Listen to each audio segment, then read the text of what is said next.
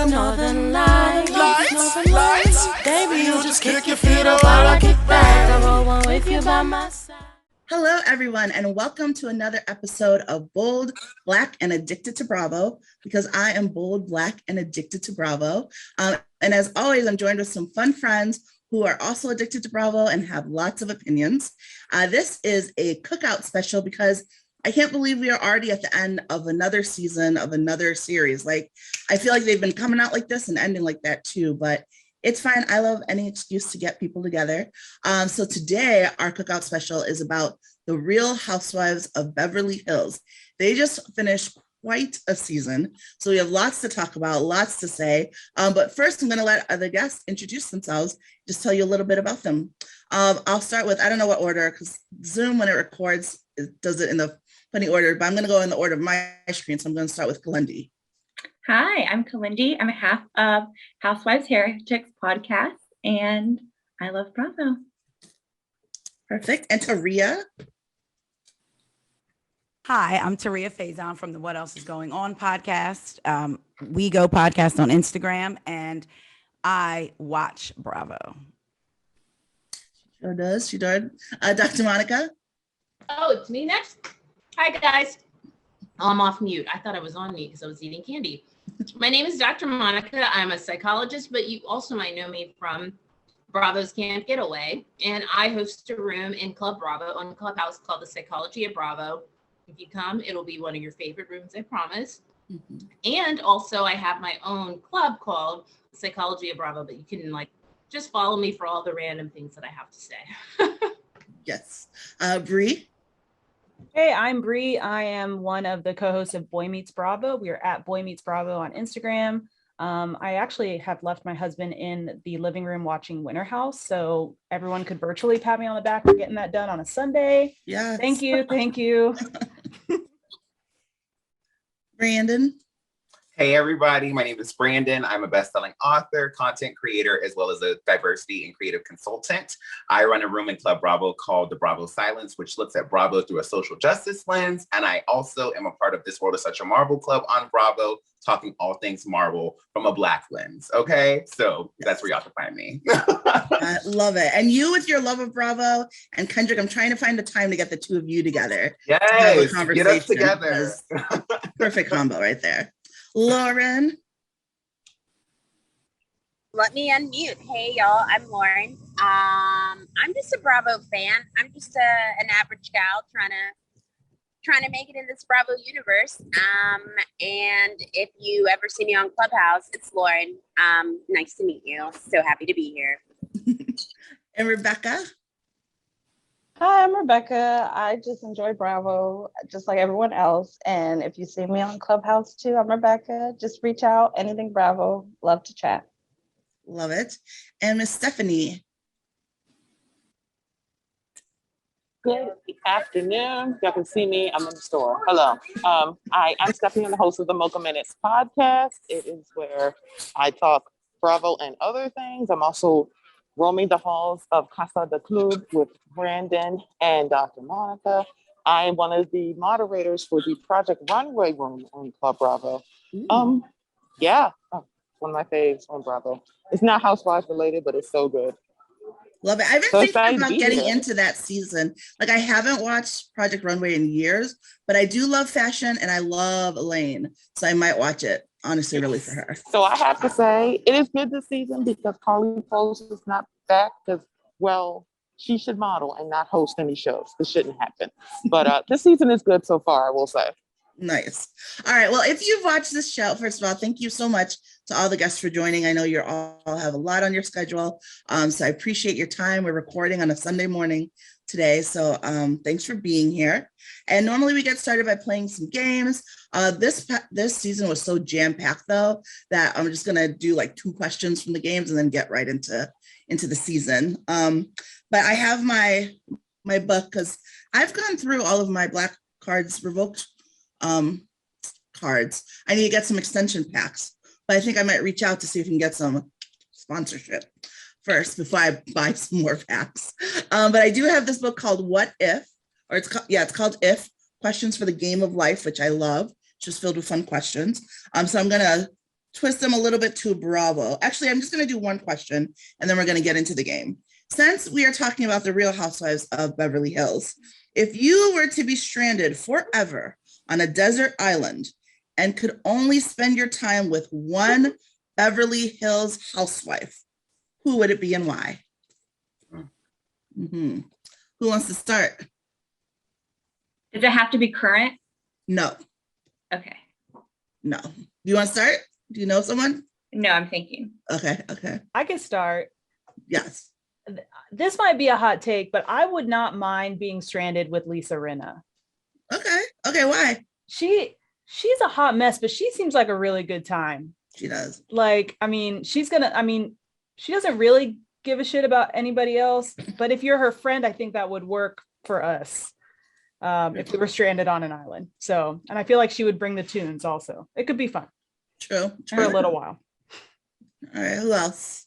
I think I would want to be with Adrian Maloof? because she has so much money, she'll get us out. Oh, isn't that cheap? No, you're stranded forever. The point is you're stranded forever. As long as she can bring all of her tinsel and we can entertain ourselves that way. I'll be good. There you and go. her chef, I was like, does Amazon deliver? Taria. Call me out. Okay. I was thinking this might be a hot take. I would say Crystal, and here's why. She loves to plan. Say Crystal. She loves to plan parties. She loves to make things beautiful, and she is beautiful. And if I'm stranded forever, she seems to like to have fun with girls, she said. And if it's just us two forever and my man ain't there, so I'm gonna get all avenues covered. Yeah, So. okay. Smart. No judgment here. That's not the reason I was going with, but that is a good reason. Good reason. Dr. Monica. I was on mute. You guys, I'm eating these cotton candy, like sour cotton candy straws are so good. It's breakfast. So I have, first of all, it has to be somebody who can cook, right? Right. And so I was thinking like Kyle or Garcelle. Then I thought to myself, who better than Carlton? Somebody who like is a Wiccan, practices in witchcraft, because she might be able to hocus pocus our asses off that island. Or All hocus right. pocus something. So I'm gonna go with Carlton. Okay. I adamantly disagree with that, but that's only because I can't stand Carlton. But I respect your decision. Brie. What's wrong with Carlton? She was fine. You know what it is? I'm such a Kyle fan, always have been unapologetically. And the fact that she came in gunning for Kyle and made it very obvious and like never even gave her a chance. She wasn't gunning for Kyle. She just called Kyle out for being ignorant. No, basically. She just did not like Kyle at all. Kyle could do nothing right in her books. But we don't need to rehash those old We probably should rehash it another time. You can come in my room, we'll do verses because I don't even get that. So I have never seen Nyemade so serious, so fast. She was like, over Kyle Richards. She absolutely was. Yeah, Carlton was bad news for me. Brie. Oh, I said Rinna. Oh yeah, you did. We started with you. Brandon. I'm going to go with a wild card. I'm going with Kim Richards, and hear me out. She'd be fun. Kim Richards loves the animals. I mean, the squirrels, the turtles. And I mean, I need someone there that can make me laugh. And Kim Richards will have me laughing my ass off on that island if we're stuck there by ourselves. And the thing about it is, with us being stuck on this island, I think she'll be able to actually like be herself. Like, no cameras. There's nothing crazy. Clearly no alcohol. So like, all those unknown variables are gone. It's just me, Kim Richards, having a good time. I know how to cook. She can go hunt with the animals. Like, she can make it do what it do. So I'm going to go with Kim Richards. Final answer. I like that. I like that. And she also escaped off of Witch Mountain, so she might help you escape off that island. Exactly. So true. Lauren. For me, there's been a lot of really good suggestions. I'm just gonna go with who I think would make this desertion on this island bearable, and who could also teach me choreography. And that's it. Sorry, I'm at the airport. Well, I'm at the hotel. That's a Camille Grammer. Okay.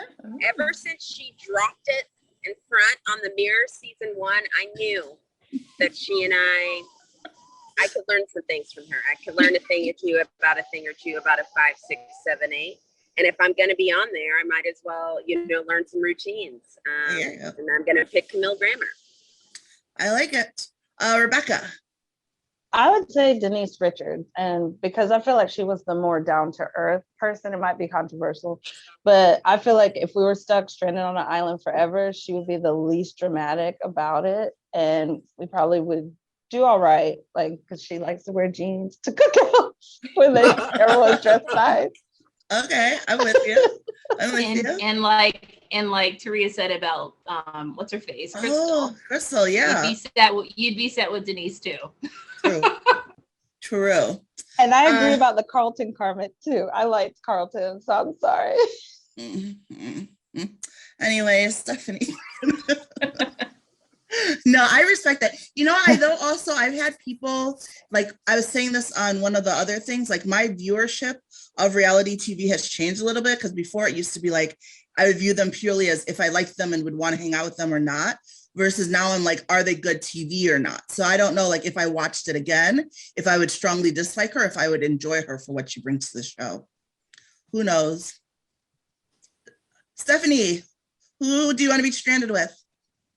So I'm kind of like you. I have started changing how I view these housewives. Do I like them, or would I want to hang out with them? Answer the question is like, probably not for a lot of them, but I have to say this probably is controversial too.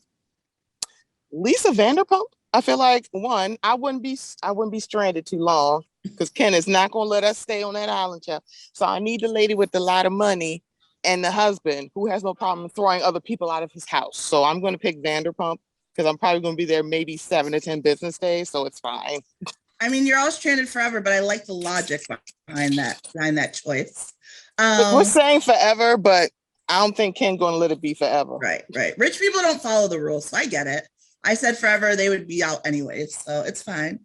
I was gonna go, I'm not gonna lie, I was gonna go with Kyle, because I genuinely like her and I think we'd have fun, and she cooks and all those things.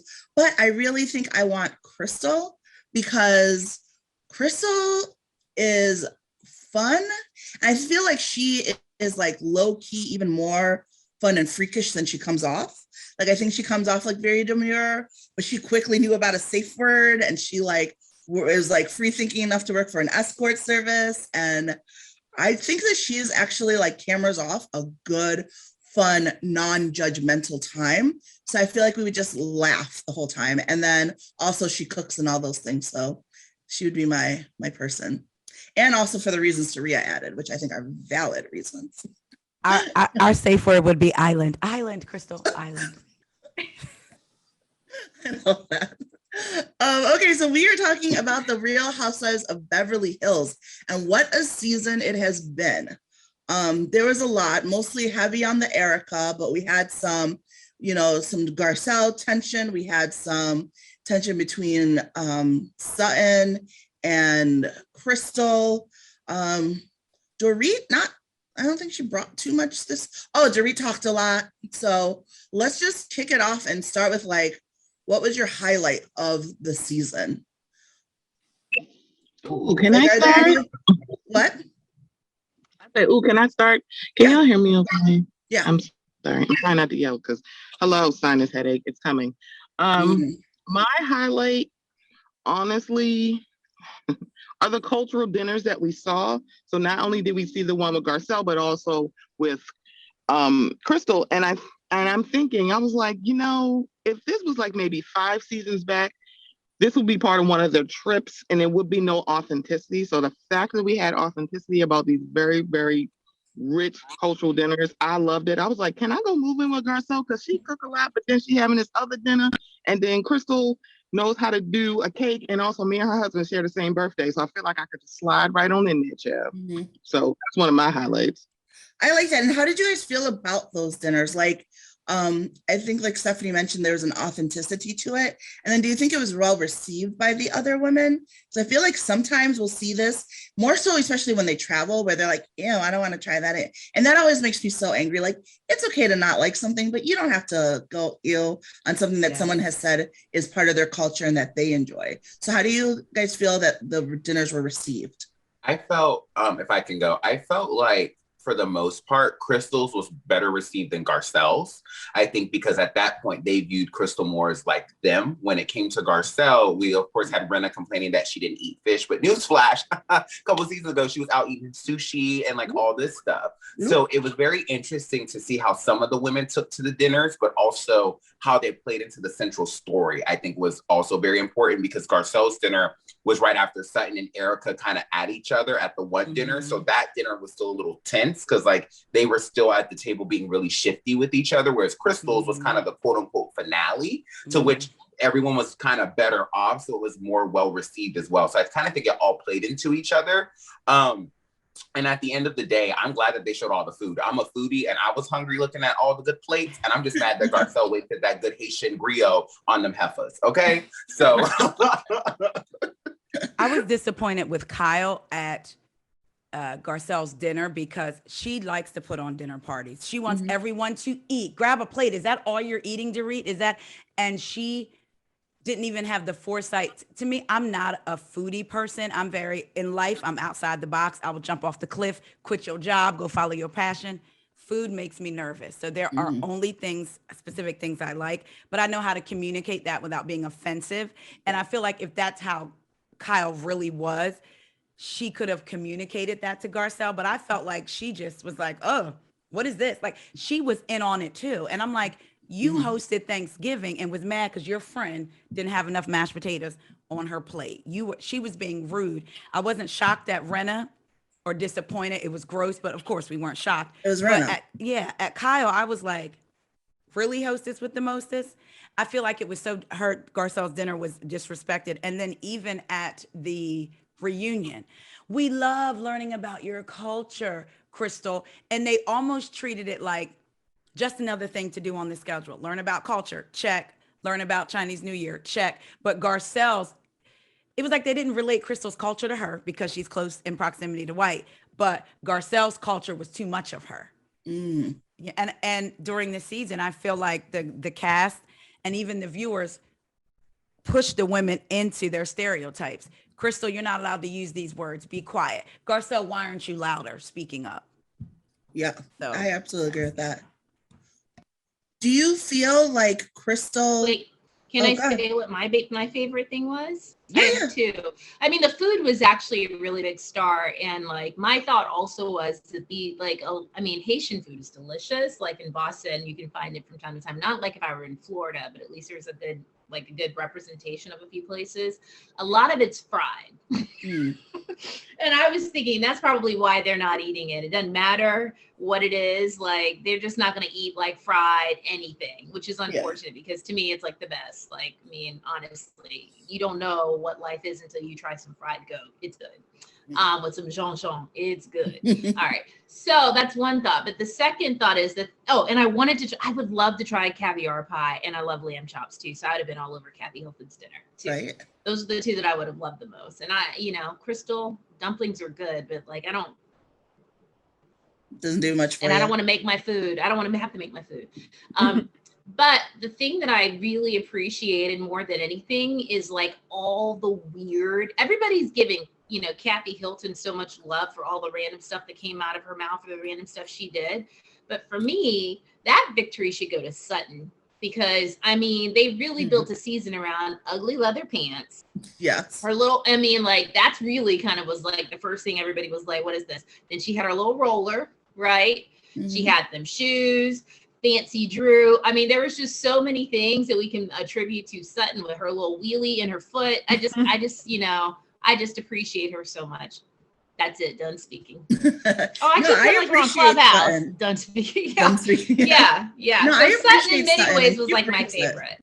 She does bring it. Like I remember even her first season, I was like, I think I don't like you, but I might love you, and I can't quite decide how I feel about you.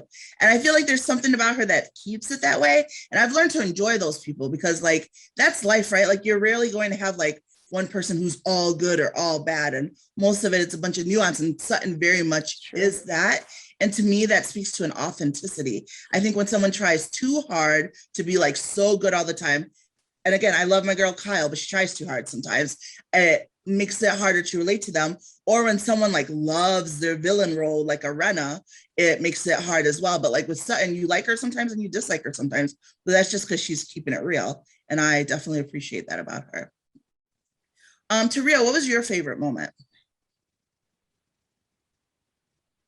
Or a highlight? I guess, I'll say the highlight was when Sutton I struggle with, because she reminds me of so many white women that I worked with in corporate America, and I just can't get with her. Like I feel like she wants to learn, she tries, but her privilege, she just can't see it. It's just what it is. Yeah, and not even about money. But just real quick to that, like even when she apologized to Crystal, it was like, I'm sorry that I like that she said, I'm sorry that I contributed to that, but your use of the word was strong. You don't get to do both. You don't get to do that. So that tells me a lot about, I feel like, how she thinks. But I will say my highlight was all of them at the pool. Well, it was Crystal, Sutton, and I think Garcelle. And when they were playing those questions, oh, have you ever been with a girl? Oh yeah, and Renna, because it's and Renna. Yes. And then Crystal like got on top of Garcelle, and Garcelle said, oh, I feel violated, and Sutton laughed. Like that to me was like a highlight. And it also showed you who wasn't there to make that moment more of a big deal. I feel like if a Kyle was there, he would have made it a big deal. Kyle was the villain and has always been the villain. And she's been the sniper from the side from the beginning. Yes. Sorry, Nyemade. But that was my favorite moment. It was just really seemed, I could see that scene happening outside of the show, because when the show started, we see Sutton having shots with Garcelle and her friend. So I do feel like Sutton can be everything that we said that she is, but I really like that moment because it just seemed authentic. I like it too. And before I talk about the fun of that moment though, I want to talk about something that stood out to me that made me a little upset. And I was surprised I didn't mention it in the reunion, which is that Crystal had told them all about her body image issues and her body dysmorphia. And Renna convinced her that they should do the yoga in their bathing suits. And then Renna showed up in pants. And let Crystal be all alone in her, like, how are you going to do that? Like, she told you she has body issues, so you convince her to wear a bathing suit, then you show covered up. Like, I'm guessing from your reactions that it stood out to all of you as well. I was furious. I was furious because I felt like it was one of those, Freudian slips, where you do something without realizing, like you're telling on yourself or whatever, or like it slips. But I think that was Renna showing who she was. Like, Renna shows us time and time and time and time again that she's the villain too, but she's more of the in-your-face calculated. Kyle is messy as hell as a villain. Like, she tries to be LVP, but she's not. Whereas Renna, her calculated mind is much more scary for me. Seeing how she even operated at the reunion, like enabling Erika, hyping up Erika, and then maneuvering her conversation with Garcelle. So when Crystal said that she had told all the women about her body issues, it was really troubling, because then I also thought back to the whole Sutton of it all, when Sutton first barged in on her, and that was kind of a part of it too, because Crystal was naked. Like, and so you already have that happen, right? Where everyone pounces on Sutton and Crystal and all of that, and telling Crystal, oh, you can't use violated, it's too strong of a word, and everyone was pro Sutton. Fast forward, you have Renna doing something even more harmful to Crystal, which is setting her up. And then no one says anything. Like, it's like as if no one cares, but they say that Crystal's their friend, but no one cares. It's like they put her in this box. I feel like Crystal's in this box of, you are the diverse hire that we like more. So in order to stay with us, you have to do these things. You can't say that these words are too strong. Whenever we do anything to you, you have to act like it doesn't bother you. And you need to be hyping us up whenever we go against somebody that we don't like. If you don't do those things, you're out of the group. And so I feel like in this moment, no one called it out. And I was hoping someone did, but I was very disappointed because it was clear what Renna did. But also, hasn't Renna opened up about her past issues as well? And her daughter. And Renna's in a bathing suit all the time. That's what got me. Exactly. All the time. And now suddenly she's not. So she's a snake. She's a snake. Wait, can I ask a quick question? Can I ask you a question though? Yes, well, I'll have your question and then Kalyndee, I'll get your opinion. I remember that moment, but I don't remember, did Lisa say like, I want Crystal to have to be naked, or are you just saying the fact that she like tricked her but wasn't thinking about Crystal? She asked her. Yeah, but Crystal said, me and Renna talked on the phone for 40 minutes and Renna told me I'm going to be in a bathing suit. And I said, are you sure? Because of how her body, and Renna said, yes, I'm sure. Yeah. Oh, so she did say, are you sure? Okay. Yeah. So Renna was basically like, I didn't remember, to be honest with you. Yeah. I'm not saying it didn't happen. I just didn't remember if that was explicit. No, that's a good clarification for those who don't remember. But yeah, basically Renna was like, I got your back, and then showed up not having her back at all, which is bad on a regular basis. But when you're especially dealing with someone with body issues and it's going to be on television, I feel like that's even worse. Don't you feel like that's how far, I'm sorry, just how far people will go for TV? I think Renna did that hoping that there was going to be a bigger reaction. I agree. I think she was expecting more controversy out of it. Do you really think so? I think that here's the thing. This is the unpopular opinion about a couple of different things. As a psychologist, I think that based on what has come out in the news in the last couple of days about Renna's daughter, I think that perhaps and how upset she got and was unwilling to hear what Garcelle was asking her last season when she said, do you think that perhaps your stuff around your body might also have an influence on your daughters, like one that we knew had eating disorder issues, and she got upset. I think that it could very well be a bit of a blind spot or a deaf spot for her, like a way of protection and defense, because there is so many mental health stuff and like eating disorder stuff in her family. So I'm giving her grace. I'm just also trying to understand, because that just seems to be too big of a violation for somebody who actually has children who are having, struggles of eating disorders. But it's not something that I wouldn't put past somebody who just, can't hold it in mind, or will miss that completely. But can I say, do you remember when Crystal told her right after the trip, it caused me to lose weight, this is my body issue, and Renna ended it with, well, at least we help you lose 5 pounds. No, but I'm just saying, like, I don't think, that's what I'm saying, like somebody would have to, I didn't, like, Liz, to be honest with you, I don't remember that, but as you're telling it to me, like, I know you guys have a hard time, and this is perhaps maybe one of the worst things sometimes about being a psychologist. I always ask why before I just simply make a judgment. And there's a part of me that feels like in some way she's also reacting to, like, perhaps the trauma and the discomfort of having children who have eating disorders. I'm just going to give her that little bit. But I think she just loves being the villain. And I think she is very, like Brandon said, calculated. I think but I think in her mind, she's like, I'm being devilish. I don't think she realized she was being destructive. Yeah, I don't think she's trying to be evil. I think she's being like devilish, like, but it's the wrong thing to do. But she's missing how destructive this is. And I think in part because of her daughters. Yeah. Now, the other thing is that I think is also an unpopular opinion. I'm just going to offer this out. I think that Crystal, like the part that I struggled with the word violate. And here's the thing. I do think that Crystal felt violated, based on her body image stuff, which I think she tried to explain. Yeah. But, at one point in time, but I also think that Crystal, I told you, I see Crystal as a bit of a mean girl that I probably wouldn't fuck with in real life. I'm just being honest. Like, I feel like Crystal, to me, you'd have to be careful, because I feel like she pays attention to everything and tries to move with like the tide, as opposed to just kind of like, having like marching, having a clear like North Star, which I actually experienced Sutton and Garcelle doing. Because to me, Sutton's different. Sutton's like not like the white women I work with. Sutton will, like, I feel like the other women are like the white women that I work with, who are like, what do you mean? I've never heard this before. I'm not racist. Whereas Sutton's like, yes, y'all are. I feel like I can have a more honest conversation with Sutton than any of the rest of them. And I feel like Sutton, I feel like Crystal and the other white women are more like the white women that I work with that I have to keep an eye on. And so for me, I felt like Crystal, was also, I think that like she could, I do think it's a clear, honest thing that she felt violated, about her body, but she also did use the word to say that she was sexually violated by Sutton. And I think, and she allowed that to propagate. She never, and I think the thing is it was twofold. I think she was angry at Sutton and also wanted to hurt Sutton, which makes sense to me. I get it. But I do think that Crystal, I just wish that Crystal had said, I feel violated, not that Sutton was violating me. And that's the difference that I think that she was the problem, because I understand, I think Sutton should have shut up during the reunion, but I understand Sutton being like, wait a minute, you're making this into something, you're attributing cause to me, or attributing action and intention to me that was not there.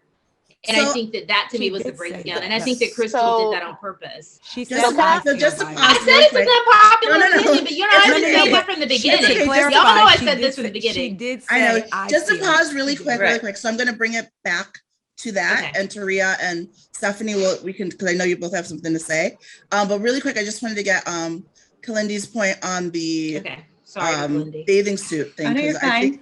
No. I just know that you had an opinion about how that was dealt with, so I wanted to make sure you had a chance to say. No, I agree. I think that Rinna is very calculated and her motivation is always for the attention to be on her, and I think for it to be bikini dancing, Instagram champagne pappy, Rinna of all people. If it would have been Kyle, Kyle has body issues and is always wearing more flowy stuff and caftans.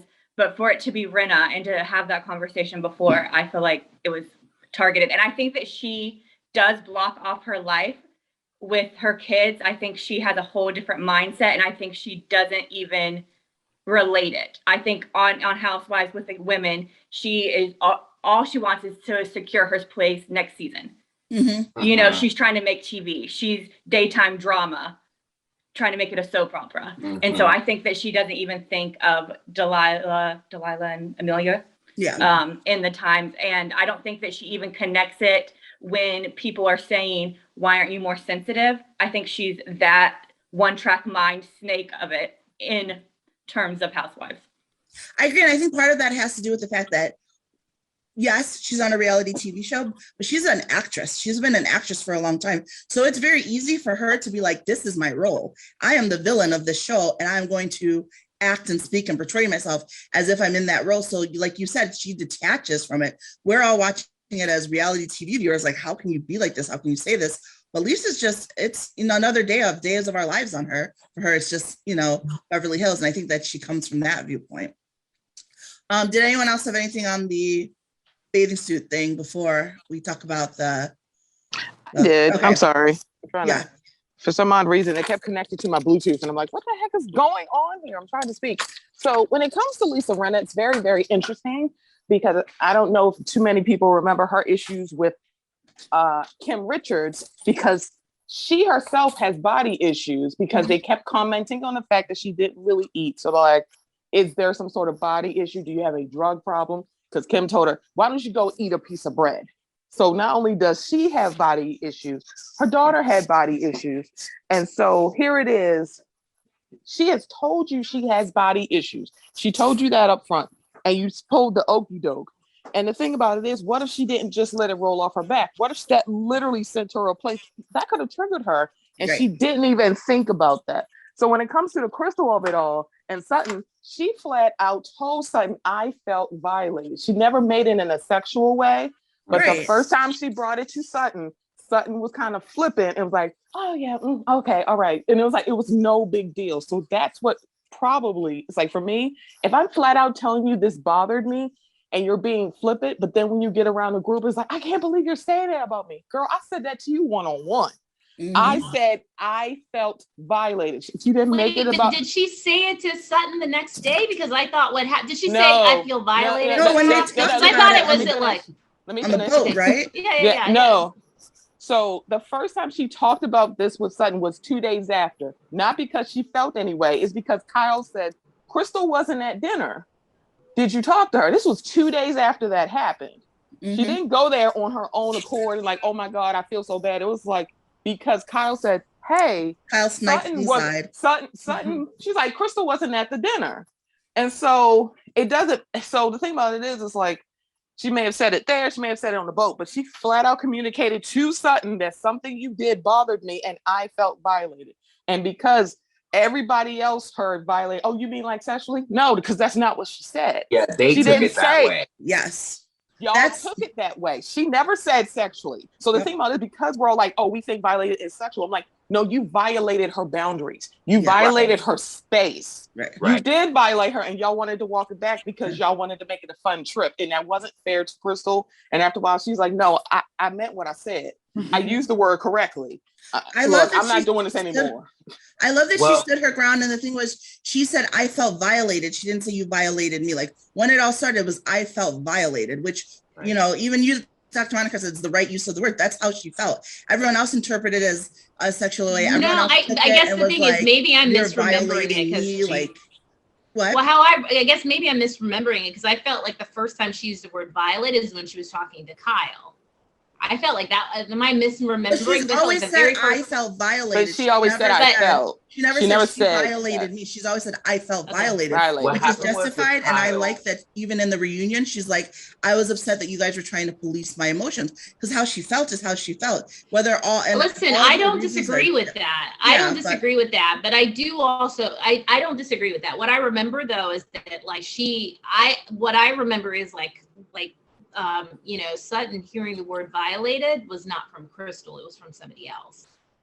I think initially it was. I think it was from somebody else at first. So that's what I'm saying. Kyle, wait a minute, let me finish. So I'm saying, like, I think that the fact, this is the piece that I'm saying. I think that if it really was an issue that Crystal had these feelings directed towards Sutton, and when Sutton tried to talk to her about it, like, because Sutton really, the way I saw it is Sutton really was just like, I was returning your code. I didn't even realize anything happened, right? And the first time that Sutton actually heard, and I have to go back and watch it, but I remember, like, what I remembered is the first time that Sutton actually heard that it was problematic was through Kyle, and Kyle saying to her that, you know, she felt violated.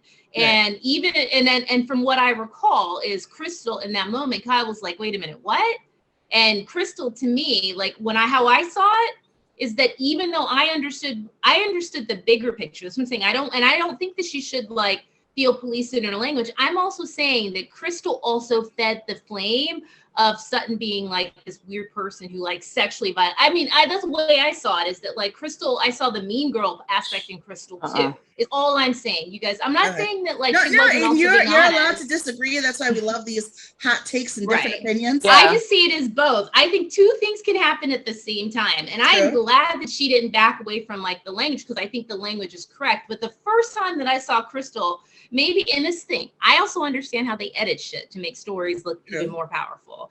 So if Crystal had made that clear before, I'm going to give that grace, right? But the way that I saw it, the way that they didn't show it. They didn't show that she did that. So they showed the conversation Sutton had 2 days after, Crystal did bring it up and said it bothered her and it triggered her. She did say that to Sutton, and Sutton, it was just them two, and Sutton was very flippant about it. I don't recall it being that, situation? I don't recall. I think I'm remembering it the same way that Monica did. And again, like she said, it could be an editing thing, but I feel like Crystal kind of brushed it off to Sutton at first, at least from what I'm remembering too. Like she was like, no, it's cool, it's fine. And then whenever she talked about it with other people, she was like, no, I felt violated, that I was not comfortable. And I could attribute that to just the type of personality she has, and the fact she didn't really know them at first. And so she's like, I don't want to even do this with you. Like, I'll tell Kyle because I know her a little bit better, but like. Plus, this was already after her conversation with Crystal, where Crystal wasn't receptive to the whole not seeing color thing, even though I don't think Crystal said it the right way that would have made her receptive to it. But I do think that you're right. Like, I think it was because it was after that she was like, no, I'm fine. Like, because she didn't want to go there again. Right. But I get it. But even if Sutton was like, even if Crystal was like, I'm uncomfortable, she was like, Sutton's crazy and she violated me. Sutton's a weirdo and she violated me. That's why I'm saying I see two sides of it. I think two things are happening at the same time. That I don't recall her saying that she violated me. And I feel like the phrase of she violated me is very different than I felt violated. And so I strongly stand on the side that Crystal said, I'm gonna have to go back and watch it. We might all need to rewatch it. But I'm just saying, do you guys disagree though that Crystal also wasn't though trying to make Sutton look like, she was calling her crazy and basically making her look like a weirdo? I'm saying that like I may have reacted the same way. I have this white woman who has disregarded my feelings and shut down my voice the first time while Kyle sat there and watched. Then the next day, said white woman wants to pull me aside for a conversation and say, like white women say, first of all, I didn't like what you said to me yesterday. It hurt my feelings. But now let me make myself the victim and say people used to think I was racist.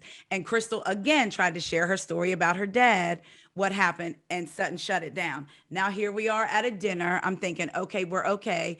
And Crystal kicked me too hard. Okay, I'll give you that. Crystal shouldn't have kicked you. Now we're on a boat and you pull me aside again. lady, I don't want to talk to you. Yeah. You keep pulling me aside, telling me what I've done wrong first. So then she pulls me aside, and I'm not going to lie to you. I was looking at her behavior and I looked up the word manic, and I may have said the same thing, because to me, that's how she was behaving. And then you bring out a face roller as you cry in my face when you microaggressed me first. Right. Girl, if you don't get out of my face somewhere, I think Crystal handled that That better part. than I would have. Exactly. We might That have, part.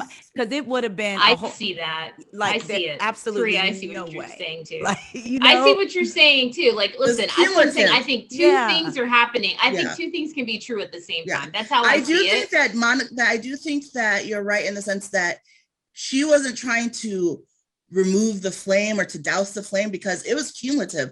Like, there was the first incident, and then the second thing with the dinner, and now you have this. And Crystal was like, I'm over it. Like, I'm over trying to like be quiet about how you're bugging me. And I don't think she's trying to make her seem extra violated, but I do think that she wasn't trying, like you said, she wasn't trying to calm it down. She's like, she said all of No, those but I'm things. saying like That's it how would have she been felt. different if she said it to Sutton. I'm just saying Yeah. the way, like, to me, the part that feels like also like an also But I think she was legitimate, over but talking to also like Sutton a at that point. Gmail. But Because she was of the talking other to two. she was talking to everybody else but Sutton, is what Right. I'm saying. Everyone came and to the her, whole I show. feel like. Right. Everyone Yeah. came to her. Everyone and was came to like, Because her. they asked her if she was okay. Yeah, They came everyone to came her. to her. She didn't initiate any conversations with Yeah. anyone. They came to her and To said, her, hey, are you one okay? by one. Because she didn't show up to dinner. They're like, But did "Wait, what the anybody heck say is you wrong?" should talk to Sutton? Like, I But feel she- like, I guess, I but just the am thing about saying, it is, listen, you guys, I hear Dr. both Monica- sides. I'm just but- saying, I hear both sides. No, what I'm just saying asking, is, can Dr. you guys see Monica- my side? Can you see my point of I view? see is what I'm your asking. So we viewpoint see to a it, That's but all I'm what we're asking. saying. But Yeah, someone- I see your but viewpoint the to a thing about certain it level. is, yeah, because one, she did have a conversation because Sutton came to her, but Sutton was flippant in this conversation. It's like, so why should I be nice to you if I'm flat out telling you what you did hurt me or how I felt and it triggered me and sent me to a place that I didn't want to go? Why should she do that? Because even with the violation thing, no one was telling Sutton that you need to fix it. They were telling Crystal she needs to change her words. So they weren't on her side either. They were telling her that you need to change your word because no, that's a bit much. And it's like, because they all heard violate and they equated it to being sexually assaulted, which that Jing wasn't what Barcel. she said. Yeah, It it's like wasn't what she said. violate is a big word. And I'm like, but it actually, she did feel violated. She never said Sutton violated me. She said, I felt violated. Because that's what she said to And Sutton. quick- After I hear quick- you. I quick hear you. pause. I hear both of you guys. I think it's both. I also Yeah. think Crystal is a mean girl too. I've said this from the very beginning. Yeah, we I've hear- never backed away Wait a from minute. this. I also it's think Can I okay. ask y'all Crystal is one a quick mean girl. question? Wait, Can I really ask quick you a question, pause Nyemade? on Okay. the really quick pause on this for a moment of shameless plug. Here at Bold Black and Addicted to Bravo, we did actually do a whole episode on Words Matter, where we very much get into the conversation of Crystal using the word violated. We talked about Ebony. It was a good one. So roll it back and check it out. It's a good episode. I What are you love going to say, Taria? I wanted to ask y'all a question because I keep hearing about Crystal being a mean girl come up. And I was wondering how we saw that, other than her being the way she was with Sutton, which, like I said, I can understand because I know if that were me, but she wasn't mean to, like, she didn't have those Yeah, I don't- interactions with anyone else on the cast. I'm gonna tell you how I Okay, feel so like it. I really feel quick, like Dr. she Monica, really definitely. Really Okay, quick, sorry, go because ahead. I You know make you your feel plug. strongly about it, and I love it. I'm just wondering if anyone else agrees with Dr. Monica that she's a mean girl and can say why I they didn't think say, so. but do you see my point of view? Even if you don't agree, because I Yeah. see your point of view, but I'm just Yeah, saying, we like, see it. at least can you see and hear and acknowledge that, like, I'm not completely wrong. Yeah. That's all I'm saying. Yes, That's you're all I'm not. No, saying. we I hear what think you're you saying. guys are right. I think you guys are right. I also think that I'm not wrong, if that makes Yeah. sense. Yeah, and But- I think producer Kyle had a big hand in this too, Mhm. because I really felt That like part. that Crystal did not want this to be a conversation. I Mhm. think that's why she kind of brushed it off in the beginning, and she didn't really show up to dinner, and she wanted it to die. And so her first conversation with Sutton, she wanted it to be over. But you know, producer Kyle, producer Doogie is like, how do you feel? What happened? Yeah. She's the one telling everyone, oh, Crystal, oh, did you know that she did that? She was taking her coat. And so I think she was pouring the gasoline, and then Crystal was just so over it. every single person coming to her. You know, when people are rehashing it in your mind, you're going to feel stronger every single time. Yeah. And so I think that Kyle is really the catalyst. Can I jump in? Because I actually just watched the clip to verify what happened. Yes. That's why I was very quiet. So what happens is the incident happened. The next day they have the boat trip. Sutton and Crystal have a conversation on the boat trip. Crystal does not bring it up at that time because that's when Sutton is unloading on her of like, I responded this way because of my move. I've been very stressed out about the move. Fast forward, they're back at the house. Kyle asks Crystal what did her and Sutton talk about. Crystal then shares like what they shared about on the boat, but then Crystal goes into Kyle about the other night with the coat. And then she explains to Kyle what happened with the coat. Kyle asked her, did you tell Sutton? She said no, because Sutton was already upset. I didn't want to trigger her even further. So then Kyle in her confessional is like, well, if this bothered you so much, why didn't you bring it up? The next scene is Crystal and Sutton having a conversation before they leave. Crystal is telling Sutton that she did feel violated and she is very upset. Crystal tells her, I was naked. I hunched over. When you came into my room, I felt violated. So Crystal did tell Sutton to her face that she felt violated. So that did happen. I do feel that Kyle was the sniper on the side because then Kyle is the one reframing it to everyone else about the situation. Sorry, I was quiet. Gotcha. No, I appreciate it. No, Listen, that's- I was we pulling up appreciate pulling up the link to pulling up the clip as well. Listen, I said it. So Kyle she did was the actually sniper use from the side from this. It was true. But you love Kyle. Listen, okay. It was Kyle and it was the other women because what was compounded with was Crystal explains to them, I was naked. So that's very important that she tells Kyle, I was undressed, I was naked. So Kyle is the one that's framing it with the sexual context, because the next episode we see the side conversation between Kyle and Crystal, essentially telling Kyle to Crystal that she needs to clean up the sexual part, to which Crystal wasn't the one telling them that it was sexual. It was that she was naked and she felt violated by Sutton. So it's the women framing it in a way to, from my understanding, it was the whole, this word is too strong because you're making it this. And I don't think that's what Crystal was doing. I think Crystal, although I do think, and I agree with Dr. Monica, I do think Crystal is a mean girl because when her and Sutton are on the boat, Crystal is giving her all the smoke because Crystal kind of has like this deadpan like demeanor. Sutton is crying out her eyes about her move. So I do think that there's a mean girl there. However, I do think that this is the women being parents and not allowing this woman of color to express her emotion that is properly attached to the word. So they're making it more on the word to make it something else, which now Crystal has to retract that, if that makes sense. Agree 100%. 100%. And so I wanted to also talk about, by the way, in case you notice, I'm not delving a lot into the Erika thing right now. I feel like it's kind of talked to death. And I feel like there were actually other things that happened this season that we can discuss. So Erika happened, and there's a million places we might get on it, but it's not top of my list. I wanted to talk a little bit about the Garcelle Dorit thing, because I have some things to say. First of all, it's interesting to me the way that just with Garcelle in general, how they act like she doesn't try to contribute. When she does contribute, she's told you how she's felt, but you couldn't hear it until she cried. Like, it wasn't until she cried that they're like, oh, you're opening up to us. Like, why does she have to show her pain on that level for you to understand what she's been saying? And then also, it bothered me seeing Dorit yell at her at the reunion.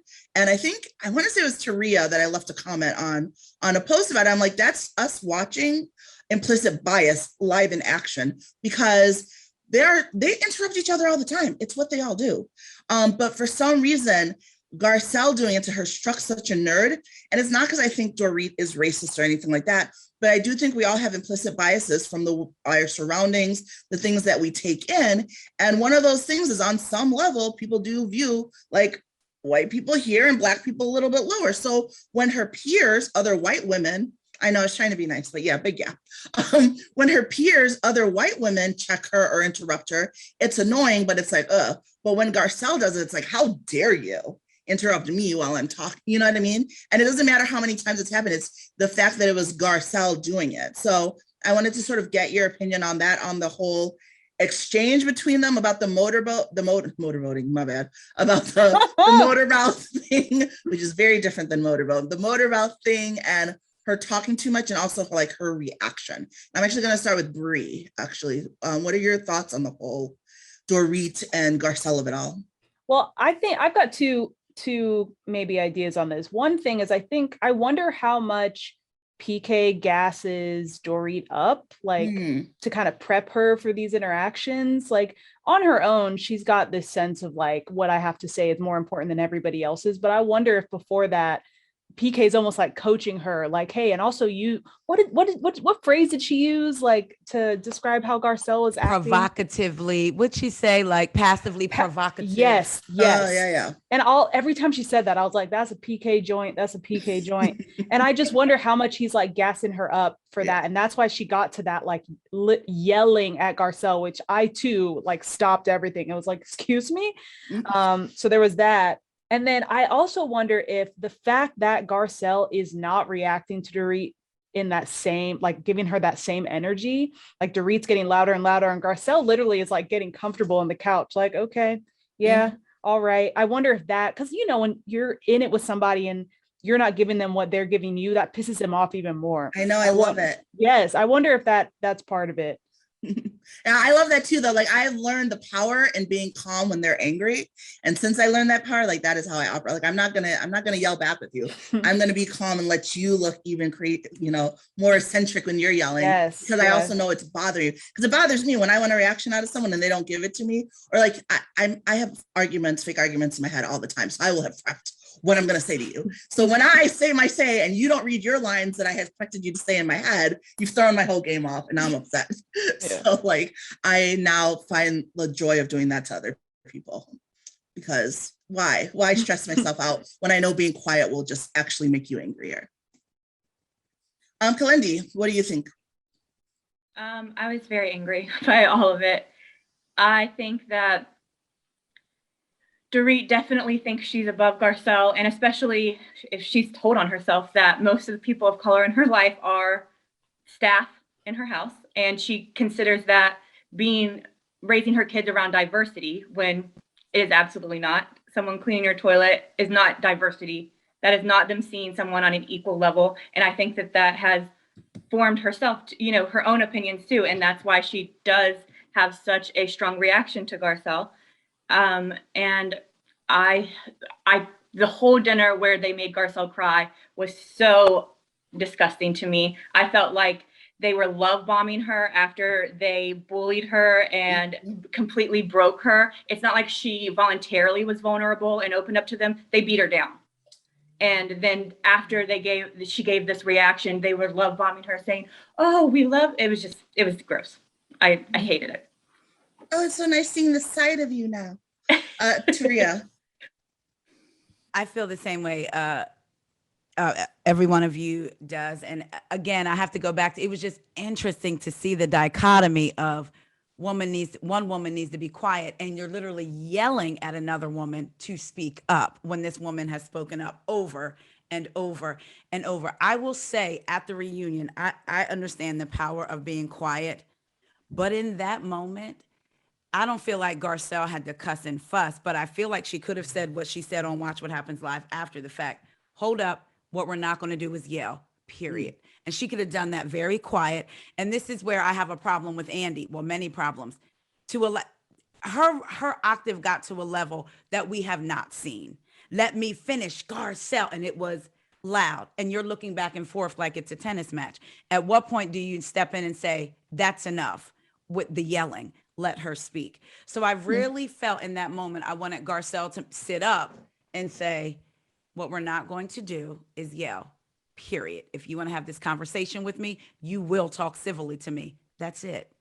And because I feel like that would have made her like, oh, and I also feel like there is a part of these women that know that Garcelle doesn't want to be perceived as the angry Black woman. So they know they can say things to her, and they know she's not going to react a certain way because she doesn't want to be perceived like that. We have two very different Black women on New York and on Beverly Hills. And I've noticed the audience saying they wished Ebony would react like Garcelle.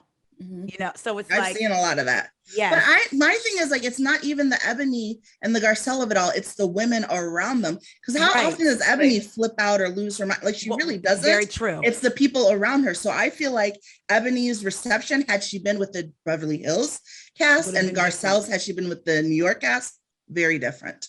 But you notice how Ebony would say, no, you're not going to talk over me, Ramona, or no, you're not. Whereas Garcelle didn't do that. It was very much more of a questioning. Well, like that clip that they showed of her and Erika going back and forth, and Erika was constantly over talking her as Garcelle's trying to answer. So I feel like these women know that they know Garcelle doesn't want to be perceived that way, even though we wouldn't perceive her that way. So they take advantage of that, to me, in my opinion. Brandon, what are we shaking your head about? Can I just say this? My favorite moment of the season was Garcelle telling Dorit, fuck you, okay? Because I'm sorry, I'm gonna be real with you. You have so many times that you're gonna get work Brandon and work voice where it's very pleasant. I'm here, I'm doing the thing. I can only do this for so long. And Taria, I agree with you. I think these women analyzed Garcelle and knew that she didn't want to be seen in a certain light. So it's kind of how they treat Crystal. They have Garcelle in a box and they know that she's not going to sit on ready and comfort them like she needs to until she's really pushed there. And I truly think that Dorit's true issue, and I think Kalyndee said it, was like when Garcelle clocked Dorit in Palm Springs and said, you know, oh, are the only people of color the ones that are in service or in service roles around your children? I think, like how I hate quoting Erika Jayne, but when Erika Jayne said, Dorit, I say important shit, you say stupid shit. I think that's the thing with Dorit, is she says a lot of fluff and no one really cares to listen to what she says. But I think in that moment, Garcelle did and clocked her necessarily. And I think Dorit recognized that Garcelle is the one that's going to always call her out on her shit. And I think that's what started their feud. It was nothing else. It was truly that. And so I think Dorit in her way had to find a way to have an issue with Garcelle. Oh, you're throwing these little darts at me. You're being, what is it? Provocatively passive or passively passive? Passively provocative. But it was this weird way, and I do agree too with Brie. I think she went home to PK, and PK probably pulled a Cordell to Portia and told her, you need to check that shit. And so then when Dorit came back on camera, because Dorit has had no true storyline this season, other than her launching a line of clothes where the pearls fall off, okay? So here we are where Dorit doesn't have like a real storyline. And so now she knows she needs to incite something. And so it's also weird because she knew those other women, again, would back her. So here we have Rinna sitting there in her confessionals, even to the extent of calling Garcelle a bitch. Bitch, I'm not defending you. Like, it's just really nasty for me. And so at that reunion stage, I wanted Garcelle to say, fuck the class, I'm getting your ass. Like, I really wanted Garcelle to like lay them out. And I think that's the biggest, I love Garcelle, but then I have a part of me that I'm like, Garcelle, at a certain point, you have to do something. Yes, I understand, but you can still draw a line in the sand. But I feel Garcelle wants to be in this group, although she says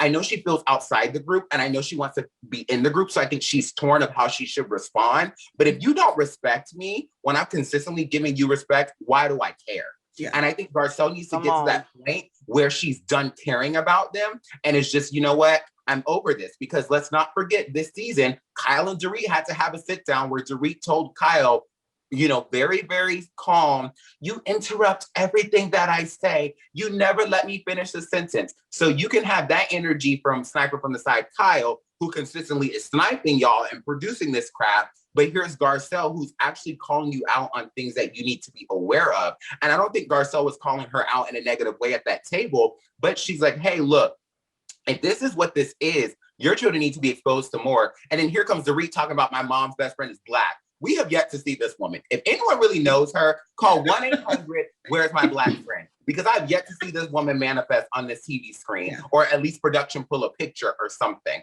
So I think Dorit is someone who is clearly insecure a lot on the show. Like her fashion sense shows it. Like when she first came on, she wasn't as fashionista as this. She sized up Erika, and then her and Erika have had this silent fashion battle for these years moving forward. I feel like Dorit has no true identity on the show. So she always gets in where she can. And I think Garcelle gave her something and that table for her to continue the season with drama.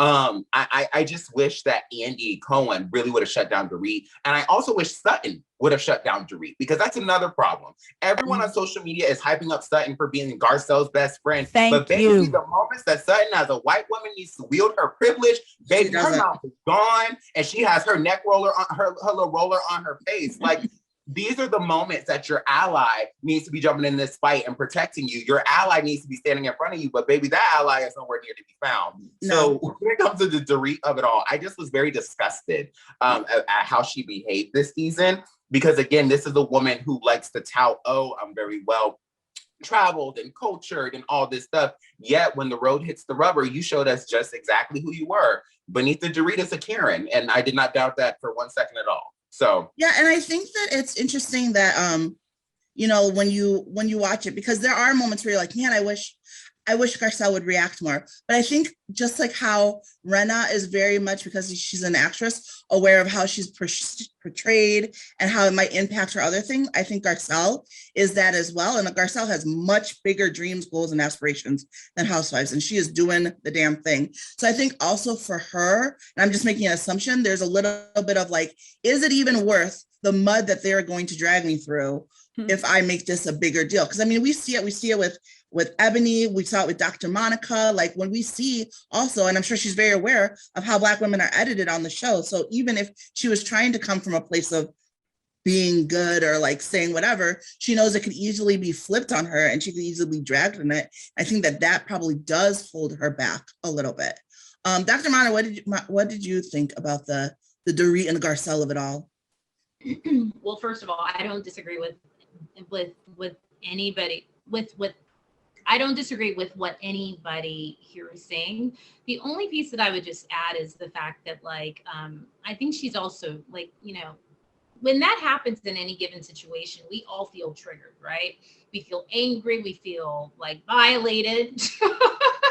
We feel all of these things, right? But, you know, it also feels unsafe because if you like really look at our actual like history, our generational history, all of this stuff, to speak up or to speak back meant you could die. More so, you know, it's like you can die in terms of like your character being assassinated on these shows in terms of how they edit you, which is what I experienced because trust me, I got told that I interrupt people, talk over people, and belittle people. And it was Gavin who was like, I don't know what the fuck they're talking about. They interrupt themselves all the time. I feel like he listened more than anybody else. And I was like, thank you, Gavin. He had to give me that little bit of reality, right? So it's like, you know, but in that moment, it's like this jarring thing of like, well, am I talking more to people? I knew I wasn't being belittling, but it's so I think for Garcelle, I think Garcelle's like, I feel like I'm being open and honest and direct, but I'm not sure. And to see that level of rage, especially from a white woman, you know, like there is this part of us that like, that I think on some level, this generational piece of like the danger of like white women's anger, fear, jealousy, all of these things has been lethal throughout the history of time. And I think this automatic like anxiety probably kicked in for Garcelle. And it wasn't until like, you know, later or after the moment has passed, you know, and sitting on Watch What Happens Live, that like the language that she wished she had said came through because it was a safer space. So all of this stuff, I believe, is completely unconscious. I don't think it's a conscious process. I don't think it's conscious on Dorit's part. I don't think it's like, oh, they know that Garcelle can't speak. Right. I think that they just expect that Garcelle won't speak. You know, I think just like Garcelle, you know, didn't speak up until this season about what Kyle did. You know, Kyle thought for sure she had trapped her. We all knew what was happening, like as people of color. Kyle really didn't until it happened, until she talked about it. And Garcelle said, I didn't feel comfortable, feel safe.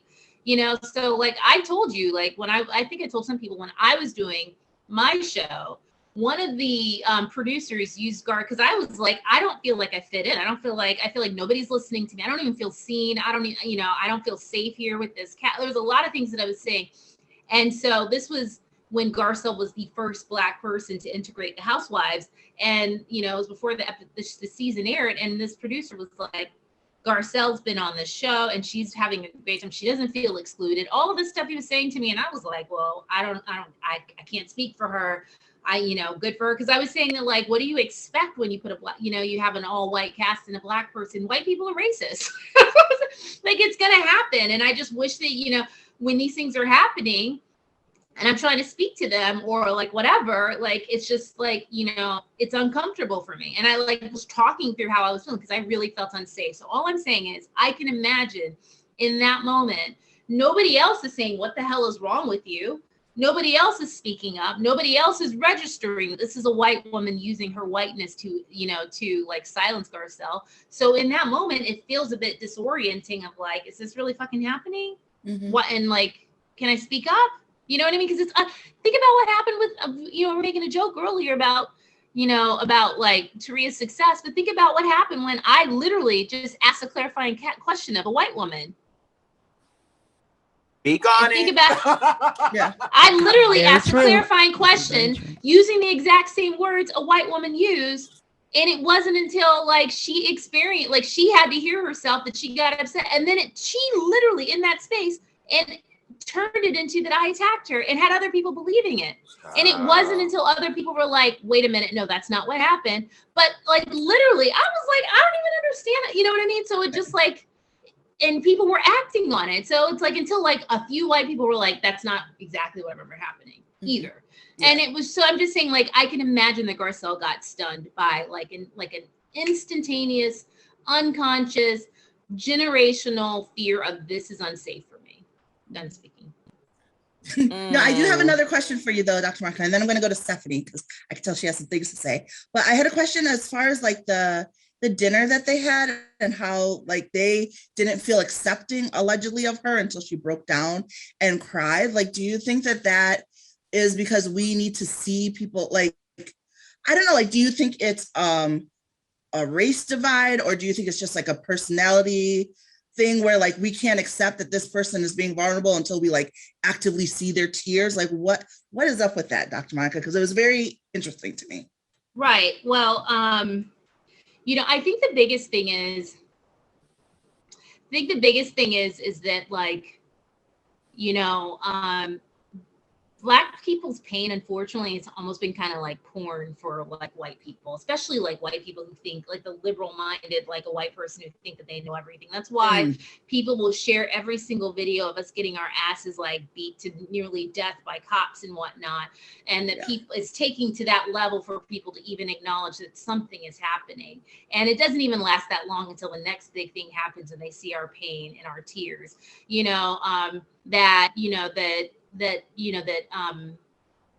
that in order for us to be believed about racism, that like we have to be broken. And the hard part is that like when you're not already seen as an equal human being to them, like sometimes you have to present yourself as being broken in a way in order to be seen whatsoever, because that's what they recognize. They recognize this as like broken or less than whatever people. And I know that I don't want to sound like overarching and say they, but that is the nature of racism and unconscious racism. I can say I need help as a like there's just from the beginning of stages of us being like little, especially, women and men, Black women and men, we have less empathy seen as us. We're seen as being older. We're seen as being more sexual. We're seen as being more aggressive, and people have less empathy for us. That's why our kids get kicked out of school and suspended. I mean, little kids are seen is, remember the kid who like this woman tried to like grab her butt and she bumped into the kid or something like that. You remember that happened in New York? In New York. That was like an 8-year-old Black boy. You know what I mean? Right. So it's like we are seen in this particular way. And so like she can say, you know what, you guys, I'm scared, or like I don't feel a part of, or I'm feeling hurt or whatever. And they're not going to even hear it because they don't have the capacity to be empathic. That is not the way that white people are socialized in the United States, more so the United States than any other place in the world. Right. But I won't say that, but I will say in the United States, Black kids, Black people are seen with less empathy. We're seen as more violent, more dangerous, stronger, not needing of help, all of these other things. And so like, that's why Garcelle is damned if she does and damned if she doesn't. She can make a simple comment the same way that I did with, the person in that room when I reflected back on them, because that's all Garcelle did wait a minute, you're saying that, that the people that your kids know are these people who work for you. And that was like Garcelle getting up at the table and smacking her and and punching her. That's how she experienced it, how aggressive. When the truth is, it was like the calmest statement, but it was a real legitimate statement that would make her feel some sort of way. But she attributed that Garcelle was trying to attack her. Yeah. And the truth is, Garcelle was just trying to clarify and wait a minute. And she probably would have added another statement. But by that point, it was all said and done. So I'm saying, like, they can't see us. Yeah. They can't see us as just normal. They don't see us the same way because that's just how racism works.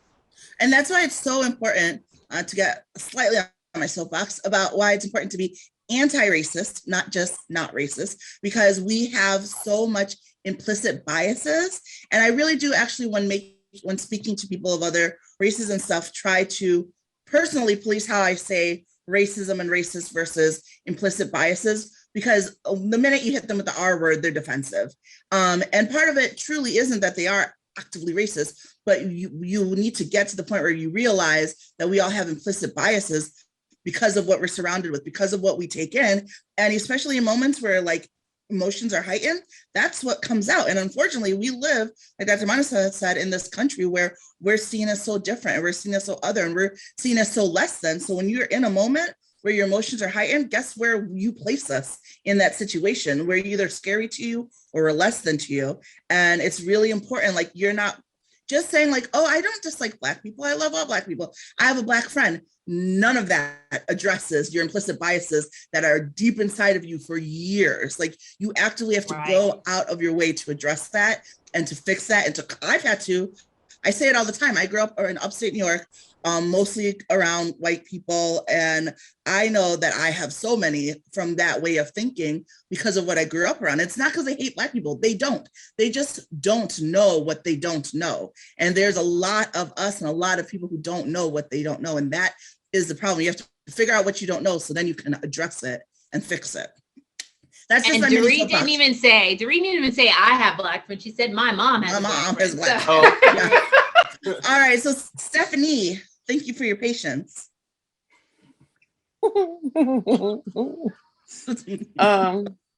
When she laughs, she's about to go in. I was getting ready to say. I really wish we could communicate that basically when it comes to anti-racism, it's not programming, it's deprogramming, because nobody is deprogrammed to be racist. Like, we're not programmed. We're programmed to be these things. We're not deprogrammed. And that takes a lot of work. And literally, I watched Dorit do this, and she's just like, oh, well, I had this lady living in my house and takes care of my children. I know all about Black people. My mother has a Black friend. And then you get your fool raggedy ass on that daggone reunion and start yelling at her. And the person who only acknowledged that it was loud, not that she was wrong, but that she was loud in some nonverbal way, was Kyle. And she was just like, oh, this is loud. I'm like, ma'am, you got into full arguments on a very small plane. Somebody was sitting in between you. You have never screamed at Kyle like that. And you've actually had real reasons to do so. Fact. I'm just sitting here like, girl, what are you, Dorit? You have no story. You can go. You can be a friend of living in your closet with all of those little beads that keep falling off your goddamn dresses. And the emotional maturity it takes to sit on there and just go, okay, that is because Garcelle has been doing this way too long. It's like, ma'am, I eat little girls like you for breakfast. I've done it on sets of television and film. You are a non-motherfucking factor. You need a story. You need a minute. But please keep going on with your moment, because you needed a moment, because you have no moments for this damn season. You literally were like a fern in the room of most of these scenes. But yes, please, let's have your moment with Garcelle. Ma'am, you want to be noticed. It's like you had no real reason. And I love that during the reunion, what was the reason? You had no reason to have an issue with Garcelle. You're like, you never say shit to my face. And they literally showed a scene where she flat out told you to your face several times. You talk too much. You don't let people talk. You always talk, you go overboard, and let's just be very clear. You ain't bring none of that smoke to the grand dame of Beverly Hills, which is Kathy Hilton, because she kept making fun of your ass the whole goddamn season. But you never brought any of that to her. Sutton didn't do it, and neither did Dorit. Kathy was carrying around them little chicken bones all damn season with y'all, keeping shit going. Y'all never said, Kathy, this isn't funny. Let's not make a joke. Y'all know daggone well Kathy Hilton will make y'all disappear and look like an accident behind the hill of Erika Jane's house. Thank you for bringing it to the point that I wanted to, the last discussion I wanted to talk about, which is Kathy Hilton. Thank you very much. Oh, hunky dory. Yeah, because before we go on, I'm just gonna say, Brandon, I just rewatched it. I watched the whole thing. That's not how that conversation went. Let's all make a promise that we're gonna go back and watch that episode overexposed. Yes, she did. She said her face was violated. She didn't go and tell the women that she was sexually violated. It was Kyle and Dorit. Is it in episode 3 ever exposed? When they had the conversation on the boat? Overexposed at the end. I don't even think it was at the end. I'm having the but I'm saying, listen to me for a second though, Brandon. I'm saying at the big when Sutton and Crystal had a conversation on the boat. Sutton goes to Crystal, I'd like to talk to you. And she starts off by saying, I want to apologize. And all she does is try to go from that language. Crystal's calling her crazy and saying all this stuff, calling her crazy to her face. And then Sutton says, well, I'm sorry if she tried to explain to her, this is what's going on in my house. And I'm sorry if I'm not aware of my emotions and you got pulled into my craziness. Sutton is actually trying. That's what I'm saying. That's what I remember. Sutton it wasn't about the night with the code. Wait, that wasn't about the code. Dr. Monica. But I'm saying, but didn't the code already happen? Didn't the code already happen by that point? But that's not why they were discussing it. They were discussing about the I don't see color conversation. Right. That was what they were talking about. No, it wasn't. I just watched it, you guys. No, stop for a second. Y'all, stop for a second. I'm telling you, she was talking about the conversation. She was talking about the dinner. She didn't know. Listen, she was. I just watched it. Yo, why are we? Please stop yelling. Please stop yelling. Oh my God. Y'all, I'm just telling you what I watched. Because wait a minute. She was talking about all of it. She talked about the fact that I got upset you kicked me in the leg. And Crystal was like, I was trying to include you. She was like, well, I'm sorry. What never got mentioned was the coat. Because Sutton had no idea that Crystal was mad about the coat. But that's the thing, Dr. Monica. She said that to Kyle. She said she did not bring that up because of what they were discussing. That's why I said it has nothing to do with Dr. it. Monica, that's what I was saying. She told Kyle that. That's what she was saying. So I love the good back and forth, but I don't want anyone to get overly frustrated. I do think we'll have to have a separate call and figure this one out because I don't see what you guys are seeing at all. We don't. I'm serious. We don't. You said it's at the end of the boat. You said at the end of the episode. It's the end of the episode. Yeah, because it really that conversation on the boat wasn't about the co-incident because she purposely didn't want to bring it up, but we can have a separate thing on that. I also don't want to keep everyone too long, but let's also talk about let's talk about Miss Hunky Dory. So I do like Kathy. I think she's fun. I think she brings some things. I think that she got a wonderful edit because they so badly wanted the clout of Kathy Hilton on the show, and the editors weren't about to do anything to make her even remotely upset to make her not want to come back. So I think that is huge because there is a lot of stuff where she instigated moments, even like the whole ugly leather pants. Kathy started that fight. Kathy was the one who was talking about peeping Tom. I think Kathy gets away with a lot of it. Because they feel so honored. We really so much live in a society that's to people who have money. And because she has so much money, it's oh, she's amazing. She's wonderful. We're blessed to be in her presence. And because of that, you see the way that other people treat her. You think Dorit's holding up a fan for anybody else besides Kathy Hilton? It's not like Kathy's that old where she's a senior citizen and they're helping her. It's because she's Kathy Hilton. She has the money, she has the name, she has all of that.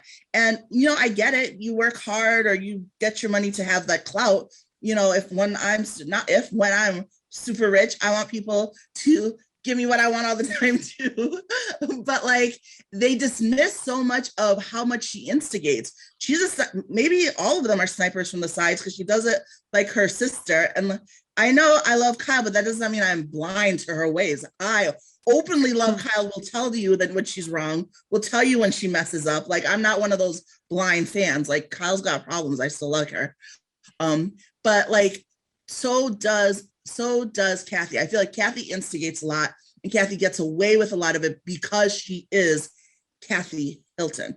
How do you guys feel about that? I'll start with Taria. I 100% agree. Kathy actually told Dorit, we're not talking about that. And I believe, I don't know if she kind of like basically telling a grown woman, not tonight, we're not talking about it. And she sat right on back and didn't talk about it.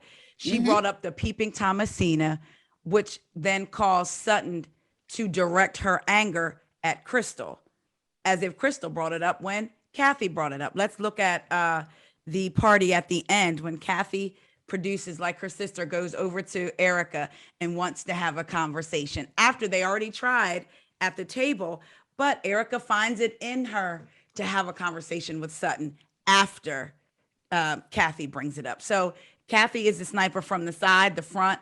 Kathy could sit on their lap and be a sniper, and they would take it because it's Kathy Hilton. Exactly. And she's a sniper while also being, when Garcelle says, do you ever, and I forget the exact questioning, but basically people looking at you or having to prove yourself or being different in a room. And Kathy says, well, I do, ma'am, not for the same reason that Garcelle right. has to.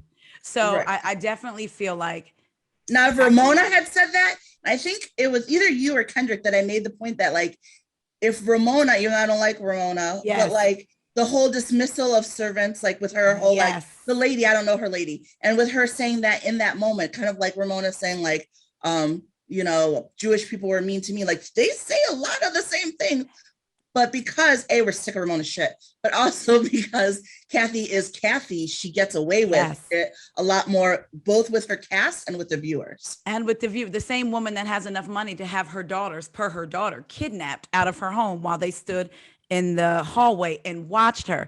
The same Kathy Hilton that, I don't know. I just had a thought and it just went away. So maybe it wasn't relevant to this. I don't know. It was something about Kathy Hilton. Maybe it'll was come it back about Paris and how she like let her go to not one, but it wasn't about Paris. It was two of them while Paris told her. Oh, and it was also Bravo loves Kathy because we see it on Peacock. Paris has her own show on Peacock that Kathy is in and that Kyle is going to be in. So we're in a world where even networks are deferential to Kathy Hilton because she has money. That rules everything around here, and it's dollar true. Bills, as much as we don't want it to be true, it's absolutely the truth. Yeah. Any other Kathy Hilton hot takes? Brie, what are your thoughts on Kathy? I mean, Kathy's problematic by herself, but as like a drop her in, like say something stupid and pick her out. Like I'm okay with it. But when is the last time you saw a friend of sit on the couch for the reunion, the whole reunion? I was like, when is she gonna leave? She's just like putting her lip gloss on while Erika's like screaming at Andy and picking stuff out of her purse. They even made the set around a friend of exactly. Yes. I'm telling you, it's the money of it all. Yeah. And she knows she doesn't have to be there. She doesn't need to be there. She doesn't need that money. It's just like old ladies who pick a new hobby. She's like, I think I'll do this now. And good for her, I guess. She's a genius. Yeah. Kalyndee. I think she's a genius. I think that the whole role of I'm a completely ditzy blonde woman that's super rich and super removed. We see it when we saw Paris, that's hot. And that is Kathy. That is the role Kathy is playing now. She's so smart. And now they're getting all of these spinoffs. She's smart enough to sign on as a friend, so she doesn't have to have Rick and Paris and all of their drama. And this is a woman who did not talk to Kyle for 10 almost years. a decade. Yeah. And did not invite Kyle to her daughter's wedding. Come on. She's not all Kyle, like, it's amazing to me how everyone's like, oh, she's so ditzy and fun. I'm like, the woman said she would like sue her children if they went again. Like, she's a very smart person. And I know it's nice to think, especially when it's the woman in the situation, like, oh, her husband is probably the person with all the money and the stuff. But let me tell you, really smart men marry really smart women, and really smart women know how to navigate things like that. And I think we saw a beautiful rebranding by the Hilton family. Like, great jobs. Moi. You can tell they're friends with the Kardashians. Like, I think that is exactly what she did. I think she executed it well. I think there are people who try to do it and don't do it successfully, like a Jen on Salt Lake City. Like, people try, and it's truly, I think, a gift to be able to do that, to be able to execute and to be able to brand things in and to not make it so obvious. Like, that's where my dear Kyle goes wrong. Is like, when she tries, it's just so obvious when she's doing it. So it's like, come on. But there are people who know how to do it, to rebrand or to snipe or to produce scenes without making it blatantly obvious that that's what they're doing. Yeah. Like, Bethany used to be able to do that, but she doesn't anymore. It's very obvious when she does it now. But in the beginning in New York, Bethany used to be able to do that too. Like, I think back to certain scenes and how she like let it come across, like especially that conversation with Kyle, with Bethany and Kelly, where she's like, I'm here and you're here. Like, we all kind of knew exactly what Kelly meant, but Bethany, who is intelligent and knew exactly what Kelly meant, also knew how to spin it. So we would all be like, oh, you're saying you're better than her. And we all ran with it and like dragged Kelly.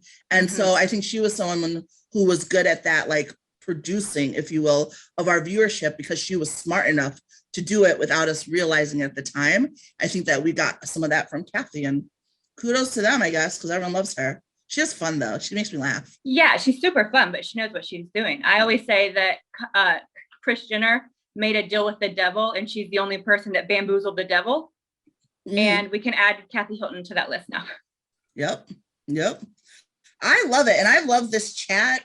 You guys have been awesome. Does anyone have anything else to add about Beverly Hills? And again, I know we didn't touch on Erika. If anyone has anything they really want to get off their hearts and souls about the Erika situation, please feel free. I just feel like it's kind of very talked about. So I didn't want to spend too much I don't know time who on it. Erika is. But I will say Beverly Hills as a whole, one thing I want them to change that I think that's really impacting housewives in not a great way, and I've spoken on this before, I think it's the overarching storyline that takes away from the individual storylines that we're so used to. Yes. I think production, no shade, but shade, I feel like it's a lazy production move and story move to throw it all on this one story arc, which, yeah, it's exciting, it's crazy, we want to know. Every season we say we hate that. But we don't get to know, for example, we still don't really know Crystal. Like, I feel it's the same thing that happened to Dr. Wendy last season on Potomac. Whenever there's such a big, crazy moment of a season, I think that just takes away from everyone else. Like, when we really unpack this season, Lisa Rinna did not have a lot going on beyond Harry Sauce, okay? Kyle. Oh my goodness. You had to bring that up because I want to talk about that. What is that? Like, what, like, she said thank you. Like, what more do you want from her? Like, Heather Dubrow, like, do you want me to pop a vein? Like, she said thank you. Like, what more do you want from her to be accepting of the fact that she was appreciative? Chai was tit for tat. She didn't want nothing. She knew Garcelle had her number, and she was just trying to make it seem like, well, Garcelle, you're not a friend if you don't say thank you. But it was like, but Lisa Rinna also didn't know it was someone else's birthday either. So it's like, remember that where she's like, Garcelle, you didn't even know it was someone else's birthday. And it's like, it's just the whole tit for tat. And I think that's what sometimes a true assessment of how well a housewife does gets overshadowed by the crazy scandal that we get every season. Like, I miss earlier seasons of Beverly Hills where we knew Vanderpump and Adrian did not get along because they lived across the street from each other, and it was the battle of the money. Then you had Kyle and Kim's dynamic. Then you had Taylor Armstrong and her. Like, I miss those individual stories that we got.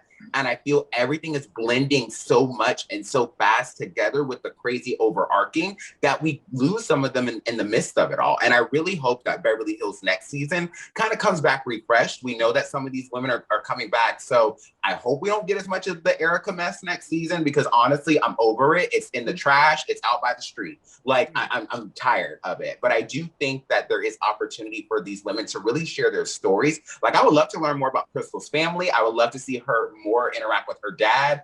I have a family member that has Alzheimer's and dementia, and that story is near and dear to my heart. Her dad died. Oh, he did? Yeah, he died a few years back. Yeah, that's her stepdad that's on the show. But well, I thought it was her mom's boyfriend. It was. Stepdad. Yeah. So it's like, those are the stories where because I could see Crystal, I'm assuming she probably is involved in a nonprofit that is related to Alzheimer's. Like, I would love to see more of that back on Housewives. Like, yeah, the drama is fun. Like, you get to see it, but it shouldn't, someone's one story should not overtake the whole series. And I think that's where Housewives is moving. I feel like that, especially with Beverly Hills, because I took a break from Beverly Hills for a few years because it felt like every season they would just pick one annoying ass storyline and drag it to death. Like, how long can we talk about Erika's panties? How long can you talk about a dog thing? Like, more so than any of the other ones, Beverly Hills does it, and it drives me nuts. I only tuned in, I'm not gonna lie, this season because it was kind of interesting. It was playing out in the news as well, but Beverly Hills does it, and I agree with you. I wish they'd stop. Like, it's okay to have multiple storylines because not everyone wants to hear that one storyline. And how often can you talk about one thing? And actually, side note, something I learned recently, which Dr. Monica, I don't know if you can speak to this more, but on one of my lives, on Tuesdays, I do lives about mental health.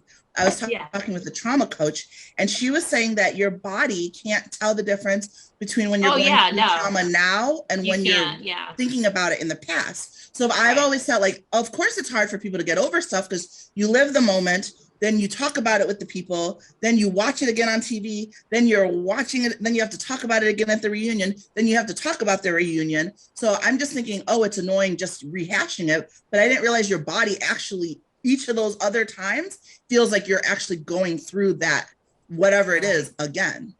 Right. Yeah. Trauma. I always say that trauma it overtakes our ability. We call it our ego, like our healthy functioning self, not ego in the way that you hear with Buddhism and other things. Like it's like the healthy part of our mind that like mitigates and, reality and our hopes and dreams and our wants or whatever. It's like the healthy thing that helps us make good decisions and steps and say the right things. And so what we think of it is it overwhelms the ego's ability to function, meaning like you lose a sense of time, you lose a sense of place.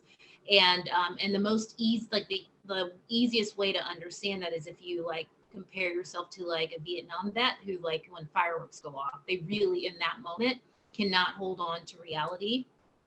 It feels like they're in the actual battle. Yeah, I agree. And so it's so interesting to watch this and to just see them all, living through these moments again. Yeah. For our consumption, which, we think is fun, but also like, I feel bad because it's serious stuff. It's not actually fun, especially like with the Erika thing, but I like that it gives us opportunities to talk and to kiki like this. I loved having this chat. Thank you so much to everybody who's joined. And like I said, these seasons are ending quickly. So I think we only have 2 weeks, and then we'll be doing a Potomac cookout because they're going to end soon. So no, 4 weeks. 4 weeks. They have a month. They have a month long. They have a month long. Why do they keep making it 4 parts? Like, it doesn't need to be 4 parts. I don't get it. But anyways, we'll be back for that. And in between, I have the other episodes. But thank you, everyone who's watching or listening, and thank you to my awesome guests. You guys are awesome. I always love when we can talk. Baby, you just kick your feet up while I kick back. I roll one with you by my side.